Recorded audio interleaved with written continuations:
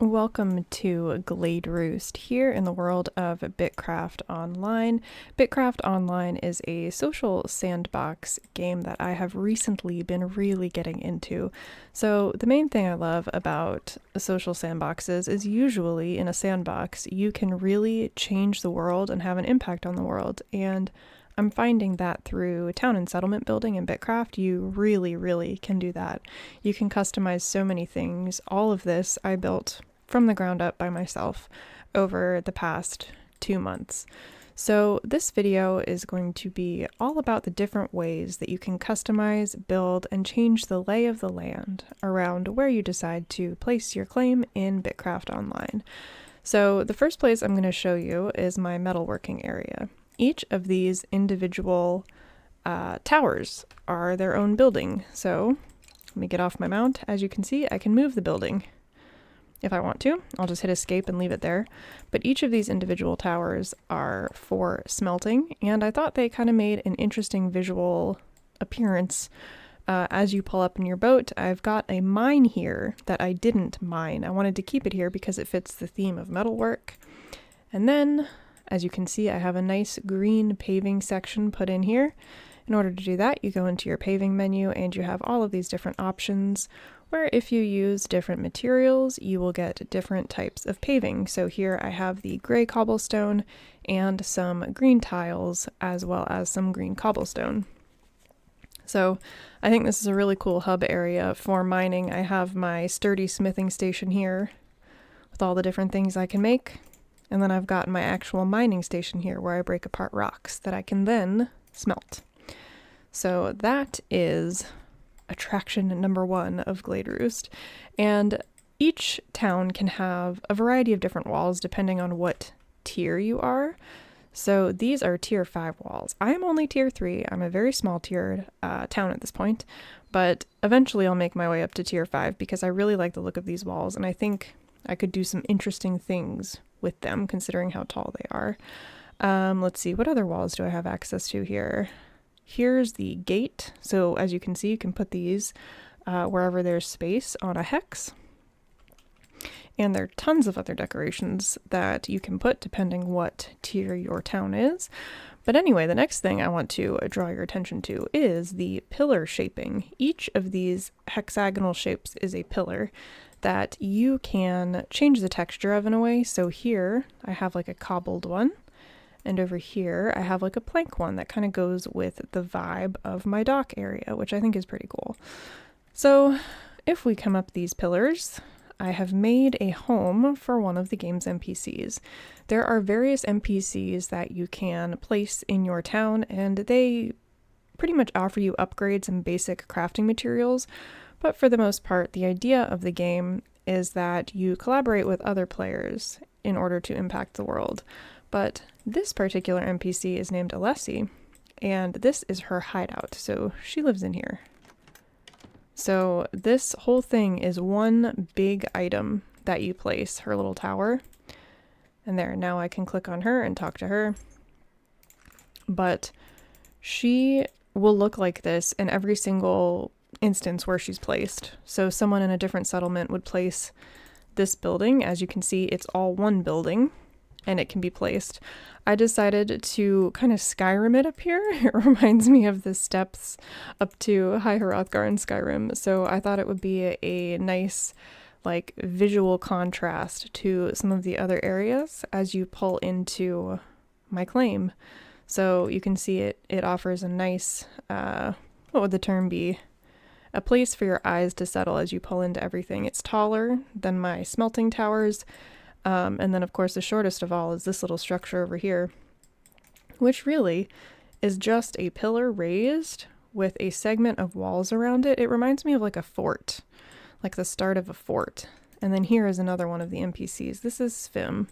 He takes like fishing and seafaring goods and will give you little rewards for them. But I thought he should be placed out here because he is a sea-themed NPC. Then these are just parts of a wall, so I just ended up using these to look like docking areas you would see around a dock. We've got our fishing station, and we've got our sailing station, which of course looks great in a dock area. This is another NPC that, as you can see, I have placed pumpkins around. Currently, BitCraft has an event going on where you can run around and collect pumpkins and sunflowers in order to make decorations. Here's some more that I made today. And then this is my claim marker. So this is like the center of my settlement. I put my bank right behind it because honestly, to me, storage is central to everything. I've got some hay bales that just came out with that recent pumpkin update. And over here I have my wood chopping stations. And this area back here is a mess. I haven't finished it yet. I need to terraform this land so that I can fit all of these workstations here.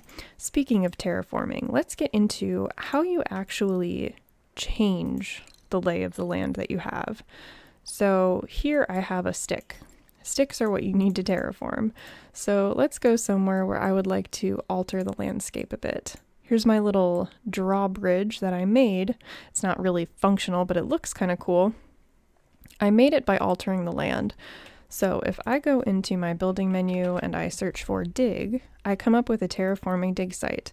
I can place that dig site here, and then if I activate it, I can tell it to dig down and my character will start digging. And this hexagon will keep decreasing in height and it will make my moat deeper. So you can build walls, as I said earlier. Here I have a gate built, but you can also do clever and cool things like building a moat and trying to make it look like a drawbridge. Again, all of this is a work in progress, but I love the freedom that BitCraft gives you to customize your settlement the way you want it to be.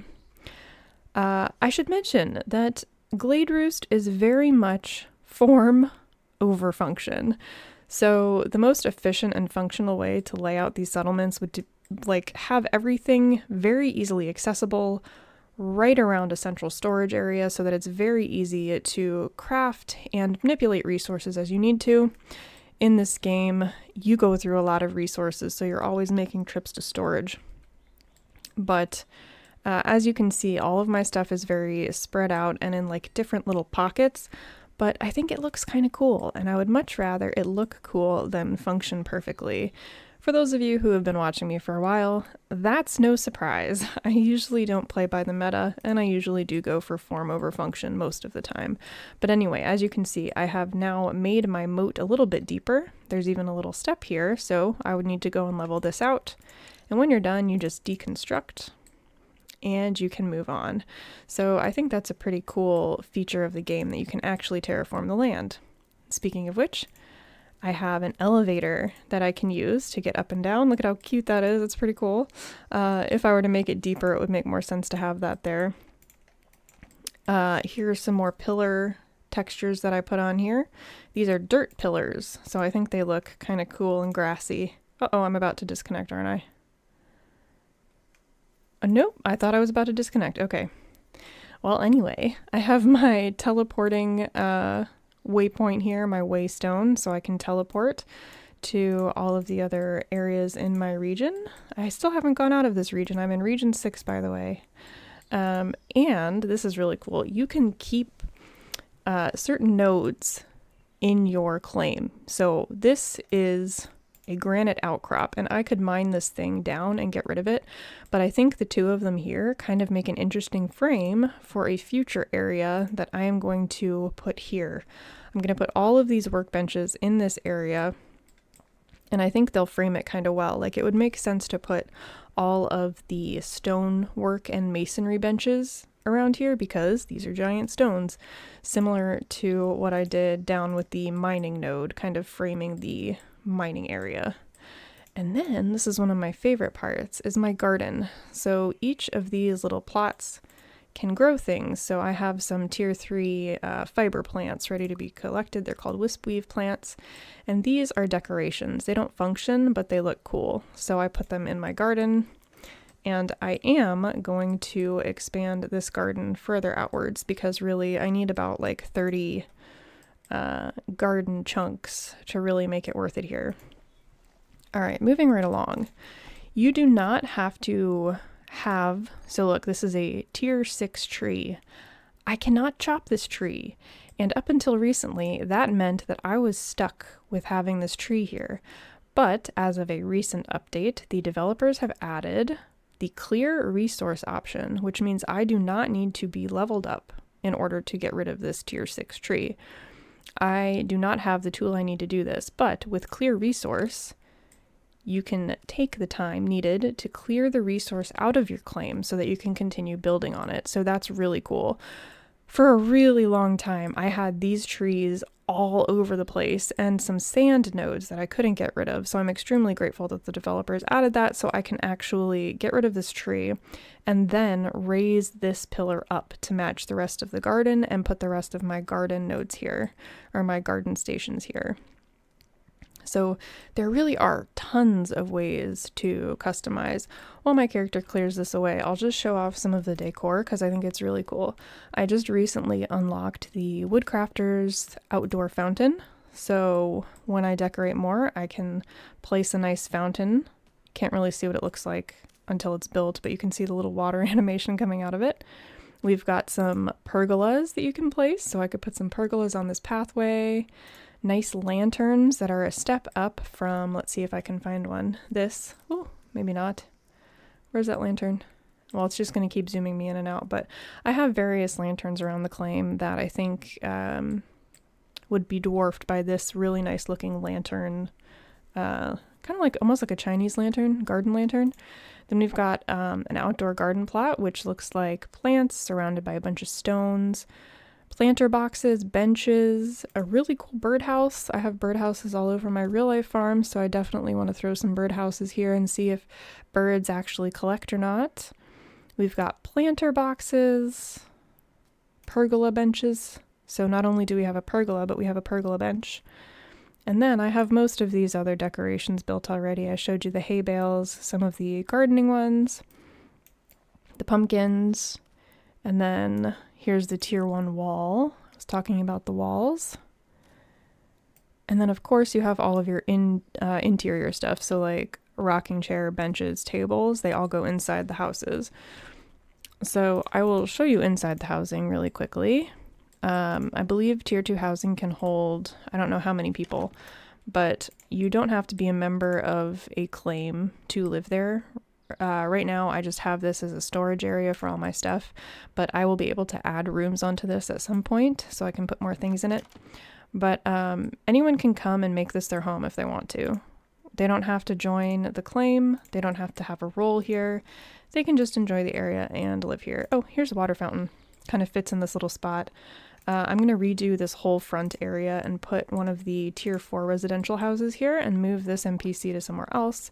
That way, when you pull up, you'll get a nice, the building is almost 2-story, so it'll be a nice focal point to draw your eye into the rest of the settlement. Really trying to go for like a tiered look to it. And I guess I can show you my little cooking area that is still a work in progress.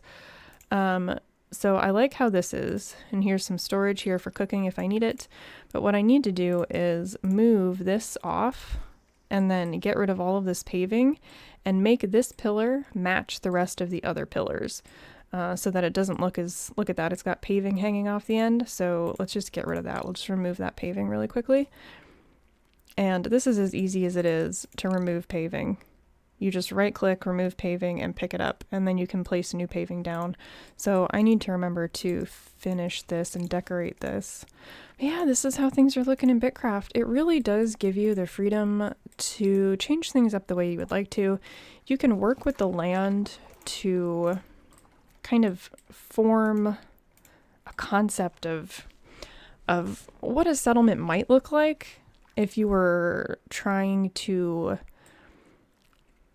I don't know, tame the world kind of deal. So like when I moved here, it was all different elevations, all different heights. I shaped the land to be what it is now, except for these tiles along the ocean. They have to stay. You can't terraform ocean tiles yet, but everything else I have made the way it is and planned out, and I'm changing things all the time. But just working with the land, like using this node as a decoration rather than mining it, keeping this salt block here because it looks cool, building a dock with the wood-shaped pillars. It really does give you the option. So like rotating this tower so that the ladder faces the dock area, I think is kind of a cool aesthetic. And there's more to come. BitCraft seems to be wanting to go the horizontal route, allowing players to continue figuring out ways that they can customize, earn new tiers of decorations, and of course, tier up the claim. If you want to tier up your claim, you have to research the next tier, which means you have to collect a bunch of resources and then take the time to research all of it so that you can unlock new things to build, new stations, new decorations, and a bunch of other cool stuff. So that's all I really wanted to show off, was just all of the different ways that you can change your claim once you do put it down. As I said, I did all of this myself in about 2 months, and no, that does not mean I'm playing solo. I do collaborate with other players. I've just decided to build this myself. So like I buy stuff and sell stuff on the market all the time in order to help speed up the process of getting all of this done. I've done a whole bunch of trade deals with other players, selling things that I have in abundance here for things they have in abundance over in their place. It's really cool to collaborate, and it doesn't feel forced. You can be as involved or not as involved as you prefer. So yeah, that is a look at what all you can do in BitCraft's sandbox, terraforming, planning, and I guess living in a virtual world kind of thing it has going on. If you have any more questions about the game or anything about really building up a settlement, do let me know, because at this stage I think I could answer most questions that you all could ask. I don't consider myself a new player anymore now that I've been able to figure out how to build up all this. My next goals are going to be to keep unlocking the tiers so that I can unlock more cool stuff to build, because in these sandbox games it is so important to have a goal that keeps you going, and in my case the goal is to see all the cool things I can build. So yeah, that is it for me today, guys. Again, this is BitCraft Online. It is in early access. All of this will be wiped when it comes out into full release, so please keep that in mind. Also keep in mind that this is an extremely grindy game, and as I said, it has taken me months to build all of these things because a lot of the game is clicking and waiting for an action bar to fill, which I have no qualms with. That's part of why I love the game. It is so chill.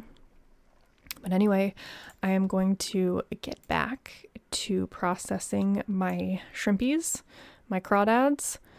So that is it for me today, guys. I hope you all are enjoying your games. If you are looking for a story-based survival game, open world let's play, I have a Subnautica fully completed playlist that I think you would enjoy. So I will leave it there. As I said, that is it for me. I hope you all are enjoying your games, and I will see you all in the next video.